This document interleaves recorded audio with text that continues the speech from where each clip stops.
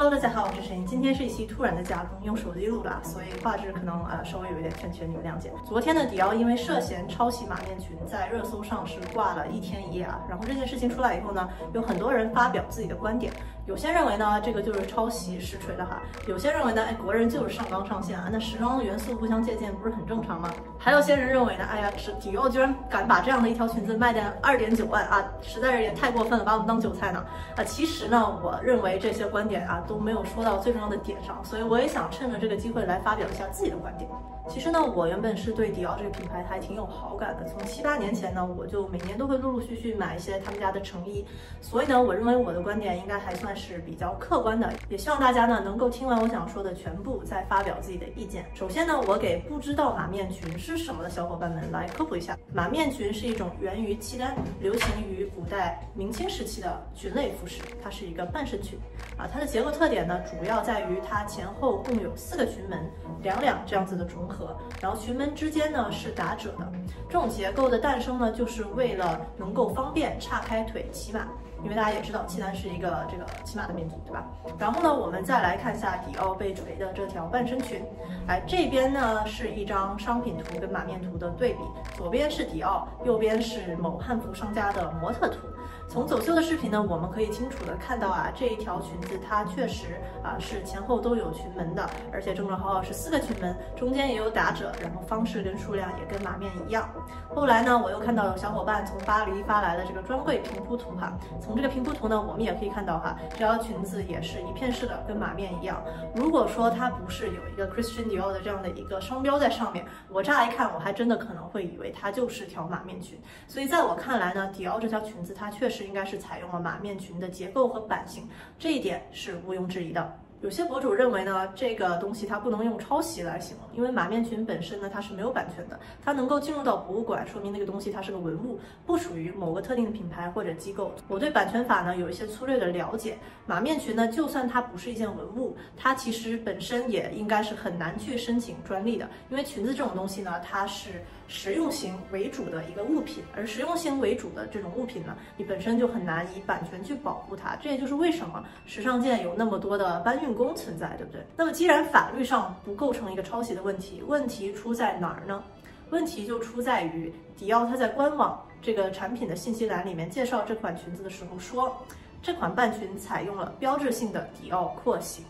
那这么写呢，就涉及到另外一个比较严重的问题啊，就是文化挪用，英文叫做 cultural appropriation。那什么是 cultural appropriation 呢？我来解释一下。一般这个是指某个强势个体或文化群体对于相对弱势的个体或文化群体时，在不理解、误解或有害诠释弱势文化，或取笑、歧视、不尊重弱势文化，或直接采用侵占、剥削或者复制弱势文化的现象。那么在这件事里边呢，很显然呢，迪奥作为一个有声量的非常大的品牌啊，它是那个比较强势的个体，而汉服作为一个相对小众的文化呢，它是这个弱势的群体。迪奥呢直接把马面裙说成自己的标志性设计，正是直接采用并复制了汉服文化这个弱势群体里边的东西，所以呢完全符合 cultural appropriation 的定义。那么你们要知道啊，就是 cultural appropriation 这个词在西方是很严肃的，一般不是严肃的情况下不会去使用。一般的出现这种情况多在于就是说白人或者一些其他人种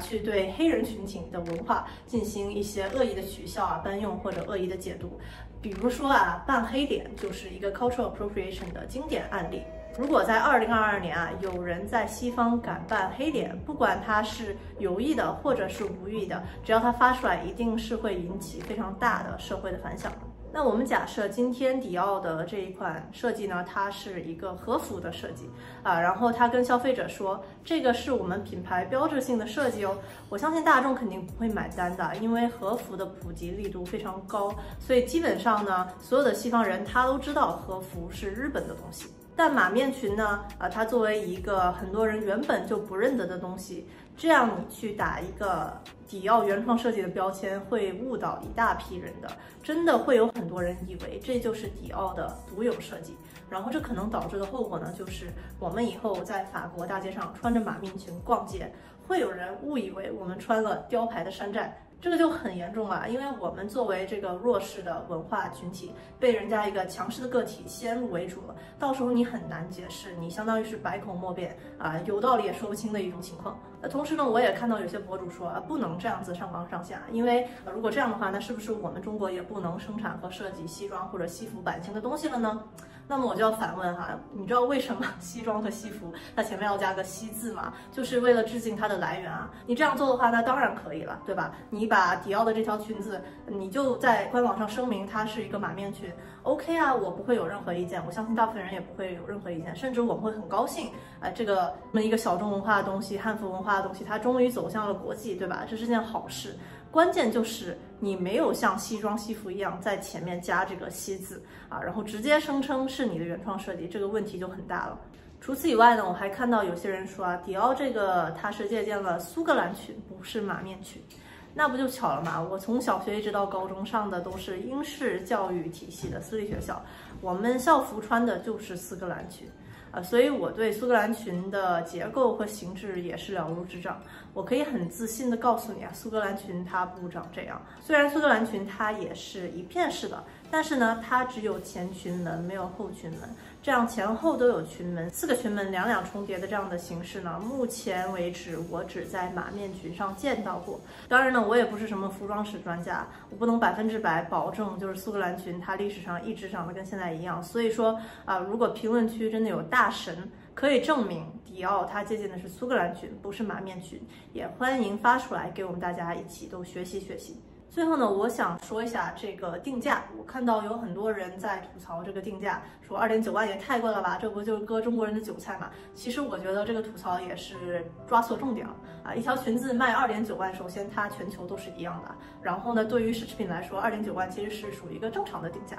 如果说迪奥它在信息栏标明了这条裙子的设计来源，那就算它卖29万甚至299万，那也是它的自由，这不是原则性问题。原则性的问题就在于，迪奥它如果是真的挪用了马面裙的设计，却不承认，还要反客为主，还要倒打一耙，说这是自己的标志性廓形，这个价格确实就比较膈应人了。我在之前的关于奢侈品的科普里边也有表达过观点嘛，就是我认为奢侈品之所以能区别于快消品，一个很重要的原因就在于它的原创价值。消费者不是傻，他不是韭菜，对吧？人家愿意为这个高价格买单，是因为尊重你的 IP， 尊重你的原创设计啊。借鉴其他文化的设计当然也可以，服装界本来就是很常见的，但是你万不该借鉴了，然后还不承认，然后不声明，还要把这个说成是自己的原创设计，那妥妥的就是文化挪用了。我之前也说了嘛，就是因为服装这个东西它是有实用性的，所以导致时尚界